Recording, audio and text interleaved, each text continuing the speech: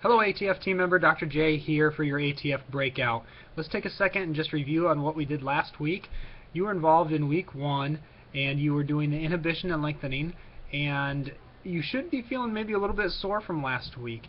And when you were working on those trigger points, you were releasing those tissues, you are essentially doing deep tissue massage. So you may have a little bit of soreness that we need to work out from there. And even with the lengthening, you're taking those tissues that were very inelastic and creating some plastic changes. So we actually have very purposeful deformation there, or we're trying to get that lengthening of that tissue, so you're likely to be sore. If that's the case for you, let's just make sure that you're getting plenty of fluids after each workout, and then you may even want to consider again that optional cardio at the end. Light cardiovascular exercise promotes that circulation and that lymphatic flow and brings the good stuff in and gets the garbage out. So that light cardiovascular exercise and plenty of fluids is essential. So make sure you're doing that. If you found the things to be painful, no pain, no gain is not, I repeat, is not the motto of ATF. We always want you to work at your pace and within your limitations. So if you are finding that you have too much weight on those pressure points, or it's just too much for you, back off just a little bit. Don't press as hard with the stick roll, or increase your points of contact on the ball rolling, because remember, that decreases the dosage. As we look forward to the next FFP, and we're working on week 2, you'll notice that we have a lot of the same.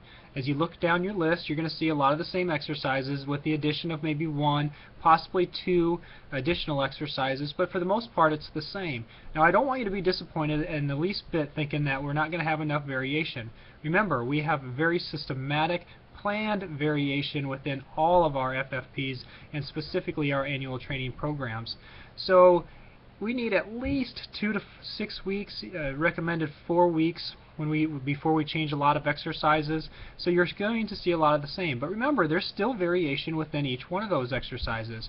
As we increase or decrease contact points, we are increasing and or decreasing the difficulty of each skill or each exercise. So essentially, we are either progressing or regressing in a positive way. So always push yourself, try the most challenging. If you need to regress or go increase contact points and go down a little bit, that's perfectly fine. Remember, we always want you to be at your own pace. So even though it's the same exercises, really, because of the progressions, because we can increase and decrease contact points, etc., they're really just a plethora of exercises that you can be partaking in. One thing we would like you to know is we have added a little bit of core strengthening in this week, and specifically these are isometric core strengthening. You'll note that many of you will have bodyweight C1, or this is core 1, added to your programs. And the reason being is this is the draw-in maneuver. This is the baseline foundational skill we need you all to learn to start any core progression. What it is, you'll see a doc calf as he lies and he draws in that stomach. We are flattening that back. We have to learn to stabilize the spine. That's step 1 of any core progression. If we stabilize the spine, we can then stabilize the lumbopelvic hip complex, or what we traditionally know as the core. But we have to work with isometric and eccentric first, which means we need to stabilize, and eccentrically means essentially we need to be able to slow dynamic movement while we stabilize the spine. So that's why we work with that draw-in. It's like pulling that belly button down, or drawing in and flattening that back.